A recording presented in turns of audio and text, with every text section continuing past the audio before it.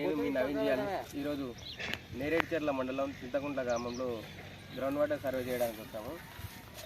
ఈ మొత్తం ఒక 2 acres ల్యాండ్లో మనం ఈ ల్యాండ్ యొక్క కోఆర్డినేట్స్ తీసుకొని ఇంటీరియర్ ఎలా ఉంది స్ట్రక్చర్ అనేది ఐడెంటిఫై చేసిన తర్వాత మనకు కొన్ని హైలీ రీఛార్జింగ్ సోర్స్ ఉన్న ఏరియా ఒక పాయింట్ అవుట్ చేసుకొని అక్కడ నుండి మనం వెస్ట్ చేస్తాం ఇక్కడ వరకు PQW అనే మిషన్స్తోని.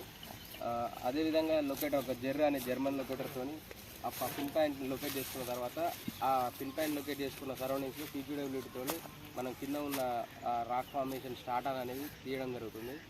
ఆ వచ్చిన డేటాని అనుగుణంగా తీసుకొని ఎక్కడ ఎంత లోతులో లేయర్స్ ఉన్నాయి, ఎంత వాటర్ వచ్చే అవకాశం ఉంది అనేది చెప్పడం జరుగుతుంది. ఇక్కడ ఏమైనా బోర్లు వేసారా మీరు? ఏమేయలే. ఇక్కడ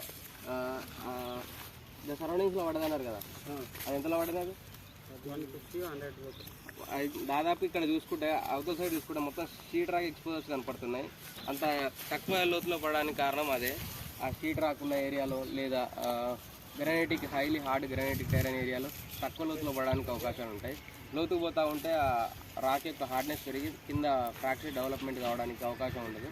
అందుకే ఇక్కడ 100 to 150 లోపు మనకు సఫిషియెంట్ వాటర్ పడడానికి అవకాశాలు ఉంటాయి. ఓకే.